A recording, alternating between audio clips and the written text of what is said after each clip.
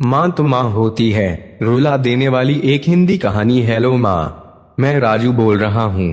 कैसी हो माँ? मैं ठीक हूँ बेटे। ये बताओ तुम और बहू दोनों कैसे हो?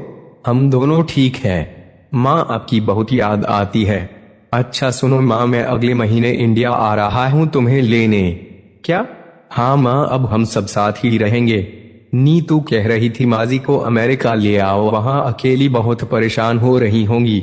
हेलो, सुन रही हो माँ? हाँ हाँ बेटे। बूढ़ी आंखों से खुशी की अश्रुधारा बह निकली। बेटे और बहू का प्यार नस नस में दौड़ने लगा।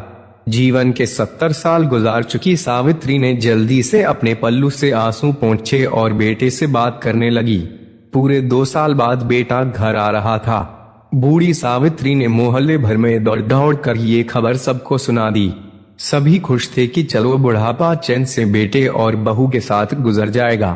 राजू अकेला आया था। उसने कहा कि माँ, हमें जल्द ही वापस जाना है, इसलिए जो भी रुपया पैसा किसी से लेना है वो लेकर रख लूं, और तब तक मैं किसी प्रॉपर्टी डीलर से मकान की बात करता हूँ। मकान? माँ ने पूछा। हाँ माँ, अब यह मकान बेचना पड़ेगा, वरना कौन इसकी देखभाल करेगा? हम सब तो अब अमेरिका में ही रहेंगे। बूढ़ी आंखों ने मकान के कोने कोने को ऐसे निहारा जैसे किसी अबोध बच्चे को सहला रही हो। आनंद फानन और औने पौने दाम में राजू ने मकान बेच दिया। सावित्री देवी ने वो जरूरी सामान समेटा जिसे उनको बहुत ज्यादा लगाव था। राजू टैक्सी मंगवा चुका था।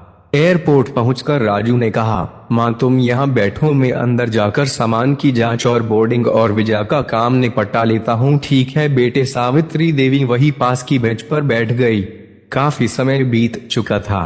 बाहर बैठी सावित्री देवी बार बार उस दरवाजे की तरफ देख रही थी जिसमें राजू गया था, लेकिन अभी तक बाहर नहीं आया।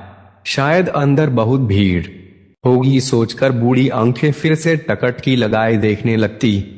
अंधेरा हो चुका था। एयरपोर्ट के बाहर गहमागहमी कम हो चुकी थी। माँ जी, किससे मिलना है? एक कर्मचारी ने वृद्धा से पूछा। मेरा बेटा अंदर गया था टिकट लेने, वो मुझे अमेरिका लेकर जा रहा है, सावित्री देवी ने घबराकर कहा। लेकिन अंदर तो कोई पैसेंजर नहीं है, अमेरिका जाने वाली फ्लाइट तो दोपहर में ही चली गई। क्या नाम था आपके बेटे का? कर्मचारी ने सवाल किया। राजू। सावित्री के चेहरे पे चिंता की लकीरें उभर आई। कर्मचारी अंदर गया और कुछ देर बाद बाहर आकर बोला, माँ जी, आपका बेटा राजू तो अमेरिका जाने वाली फ्लाइट से कब का जा चुका। क्या? वृद्धा की आंखों से आंसुओं का सैलाब फूट पड़ा। बूढ़ी माँ का रोम रोम कांप उठा। किसी तरह वापस घर पहुंची जो अब बिक चुका था। रात में घर के बाहर चबूतरे पर ही सो गई। सुबह हुई तो दयालु मकान मालिक ने एक कमरा रहने को दे दिया। पति की पेंशन से घर का किराया और खाने का काम चलने लगा।